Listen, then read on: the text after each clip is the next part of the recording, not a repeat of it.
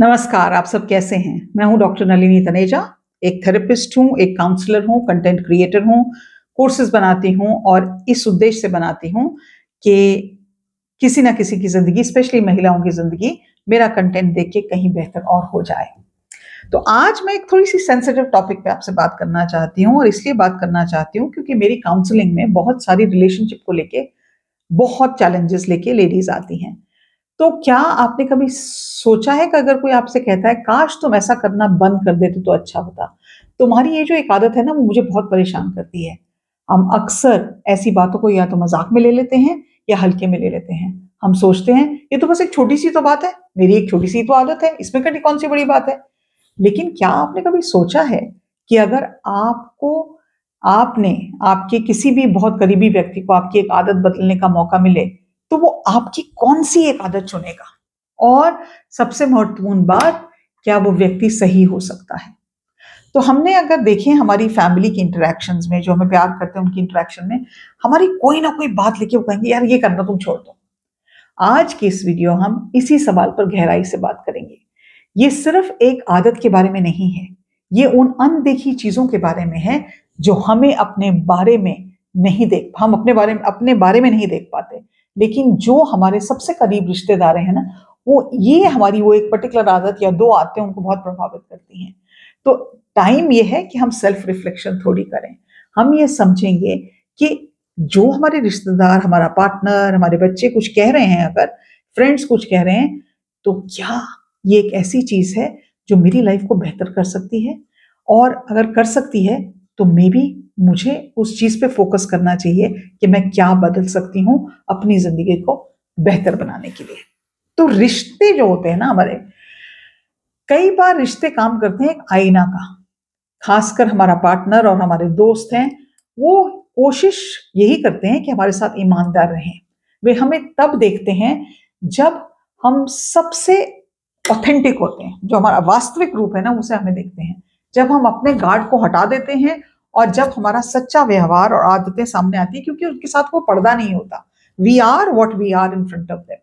हमारा अपना दृष्टिकोण हमारी तरफ जो होता है ना, वो बहुत बायस्ड होता है। हम सोचते हैं हमें तो सभी अच्छी-अच्छी आदतें हैं, हमें तो कोई बुरी आदत है ही नहीं। हम अपनी आदतों के लिए बहाने ढूँढते हैं। मेरे को बोलने का बहुत शौक है क्योंकि ना मैं बहुत ही इमोशनल इंसान हूँ। मैं काम को टालती रहती हूँ क्योंकि मैं बहुत क्रिएटिव स्पेस में हूँ। लेकिन हमारे जो करीबी लोग हैं, वो हमारी आदतों का प्रभाव हम पे देखते हैं और इसलिए वो हमें टोकते हैं क्योंकि वो देख रहे हैं कि वो हमारे लिए वो एक यू नो गलत अप्रोच है हमारी ज़िंदगी जीने के लिए, हमारी एनर्जी को ख़त्म करती है, हमारी पर्सनैलिटी को दबा रही है हमारी। और हम क्या करते हैं उस चीज़ को पर्सनली कहते हैं, तुम हमारे बारे में ऐसे कैसे बोल सकते हो? तुम में कोई गलत आदत नहीं है? ये दूसरे बारे इंसान के बारे में तो है ही नहीं। जो हमारी आदतों को देख रहे हैं, वो क्रिटिकल आई लेंस से देख रहे हैं और ये ज़रूरी नहीं है। शायद वो हमें प्यार करते हैं और इसलिए हमें बताना चाहते हैं कि यार इसको थोड़ा-सा चेंज कर दोगे ना, तो मज़ा आ जाएगा। और उनकी वो बात सुनकर आप अपनी ज़िंदगी में आगे बढ़ सकते हैं। तो ये सोचने की ज़रूरत ये है कि अगर कोई चीज़ आपको बार-बार कही जा रही है ना, तो कहीं शायद आपको चेंज करने की ज़रूरत है। तो मैंने अपनी ज़िंदगी में ये देखा कि मेरी कुछ ऐसी आदतें हैं जो अक्सर मेरे रिलेशनशिप्स में प्रॉब्लम क्रिएट करती हैं या अक्सर मैं बहुत एब्रप्टली कुछ ना कुछ बोल देती हूँ। मैं I will just blurt out something. मैं सोच के नहीं बोलती कई बार, है ना? और ये इससे करने से मैंने कई लोगों को बहुत अनकॉन्शियसली, सबकॉन्शियसली वे में हर्ट किया है। या फिर मैं अपनी भावनाओं में बह जाती हूँ और ओवर रिएक्ट करती हूँ किसी चीज़ को। I will be like oh my God! ये बात का बतंगड़ जिसको कहते हैं ना, ये करने में भी मैं बहुत माहिर हूँ। मेरी बड़ी अच्छी क्वालिटी है ये। तो एक बार मेरी सिस्टर ने मुझसे कहा कि तुम इतना ओवर रिएक्ट क्यों कर रही हो? ये तो छोटी-सी बात है। तो मैंने कहा तुम्हें कैसे पता? तुम मेरी तरह ज़िंदगी थोड़ी जीती, क्योंकि मैं सबसे बड़ी हूँ ना, तो दादागिरी का भी ऐसे बहुत शौक होता है ना जब बड़े होते हैं। तो लेकिन फिर उसके बाद मेरी एक फ्रेंड ने भी मुझे कहा, कोई बात चल रही थी और मैंने कहा नहीं-नहीं ऐसे नहीं होता है, तुम ऐसे बोल रही हो, ये वो। तो जब मैं शांत हो गई तो उसने कहा यार क्यों इतनी तुम ओवर रिएक्ट कर रही हो ना? आप इतनी इमोशनल क्यों हो रहे हो? कहीं आपका ये जो ओवर रिएक्शन है या ओवरटली इमोशनल होना है, कहीं इसका रूट कॉज़ आपके बचपन में तो नहीं है? And then when I started thinking about it, I was like, oh my God, yes, this is coming from my childhood trauma. क्योंकि बचपन में मेरी बात कोई सुनता ही नहीं था, और अब अगर कोई मेरी बात नहीं सुनता, जब मैं बड़ी हो गई हूँ, तो मैं चिल्ला चिल्ला के अपनी बात कहना पसंद करती हूँ, because I am seeking that validation. दूसरी चीज मैंने अपने बारे में देखा कि मैं बहुत ओवर थिंक करती हूँ, हर चीज को ओवरली एनालाइज करती हूँ, छोटी छोटी बातों के बारे में बहुत अधिकतर सोचती रहती हूँ, यार ऐसे नहीं होगा तो वैसे होगा, वैसे नहीं होगा तो ऐसे होगा। And this also I was made to realise by my nephew. कहते हैं, मासी आप तो कुछ सोचने लगते हो ना तो आप वहीं अटक जाते हो, आप बाकी चीजों के बारे में become oblivious to the world around, आप तो सोचते ही सोचते रह जाते हो। तो मैंने सोचा, यार ये मेरे को ऐसे क्यों बोल रहा है। And then I thought about it and I realised कई बार मैं वो ओवर थिंकिंग के जब लूप में बैठ जाती थी तो मैं बाकी चीजें नहीं कर पाती थी, because I was completely consumed by my thoughts. और ये क्यों मैं करती थी, कोई भी मैं प्लान बना रही हूँ, बिजनेस का प्लान बना रही हूँ, नहीं इसके साथ ऐसा सिनेरियो हो सकता है, बी सिनेरियो हो सकता है, सी सिनेरियो हो सकता है, डी हो सकता है, ई हो सकता है, उसका एंड रिजल्ट होता था कि एक्शन ही नहीं होता था। Then I realised, no, I have to work on this. मुझे ये एटीट्यूड अपना चेंज करना पड़ेगा, क्योंकि it has become an hindrance to my productivity. और तीसरी चीज जो मैंने देखी, कई बार, ये बहुत साल पहले वाली बात है, तो मैं बहुत चेंज हो गई हूँ, थैंक यू वेरी मच, कि मैं बहुत कंप्लेन करती थी। मुझे, जैसे मैं आपको सीधी सी बात करती हूँ, आज भी मैं थोड़ा बहुत कंप्लेन कर ही लेती हूँ, मुझे सड़कों पे सड़क ही चाहिए, मुझे सड़कों पे पॉटहोल अच्छे नहीं लगते, मुझे नलके में पानी चाहिए। क्योंकि मैं इतने साल विदेश में रही, तो ये कुछ चीजें हम टेक फॉर ग्रांटेड कर लेते थे, और मैं हमेशा समझती थी ये तो यार होना ही चाहिए, और अगर ये नहीं है तो कहीं ना कहीं तो कोई गड़बड़ है। तो मैं कंप्लेन बहुत करती थी।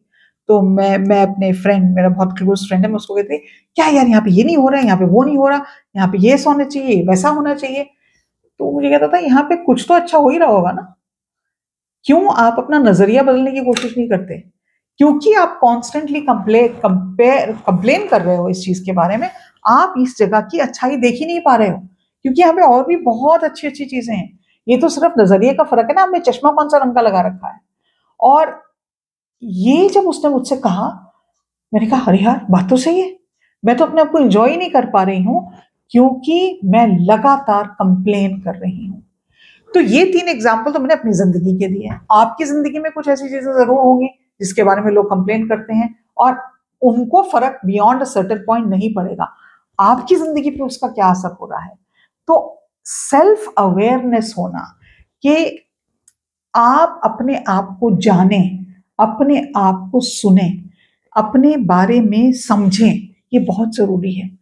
दूसरों की बात सुन के उसको जब हम समझने की कोशिश करते हैं तो वो आसान नहीं होता, क्योंकि हमारा इमीडिएट रिएक्शन ही होता है, आप अपने आप को बचाव की स्थिति में ले आते हैं, नहीं नहीं नहीं नहीं नहीं, ऐसा मेरे साथ कुछ नहीं है, तो बिना बात के कुछ ना कुछ बोले जा रहे हो, टेंशन क्रिएट होती है, कम्युनिकेशन ब्रेक होता है, झगड़े होते हैं। सो द पॉइंट इज, आप अपनी जिंदगी के बारे में क्या सोच रहे हैं, आप अपने बारे में क्या सोचते हैं, आप अपने बारे को, अपने आप को जानने के लिए कितनी मेहनत करते हैं, या उसके बारे में कितना सोचते हैं। और अगर आप अपने साथ टाइम नहीं स्पेंड करते हैं या अपने बारे में नहीं सोचते हैं, तो शुरू करिए, एक जर्नल लीजिए, जर्नल पे लिखना शुरू करिए। हाउ डू यू फील, अपनी डायरी पे लिखें, अपनी आदतों के बारे में लिखें, आपको कौन से चीज पे कैसी भावना महसूस होती है उसके बारे में लिखें। ये एक बहुत अच्छा तरीका है अपने आप को समझने का, और अपनी जिंदगी के पैटर्न्स को चेंज करने का। और अपनी आदतों को कैसे बदलें, जब आप अपने आप को जानेंगे, जब आप अपने आप को समझेंगे कि मैं कहाँ से आ रही हूँ, मैं कहाँ जा रही हूँ, मैं अपने पे मेहनत कर सकती हूँ।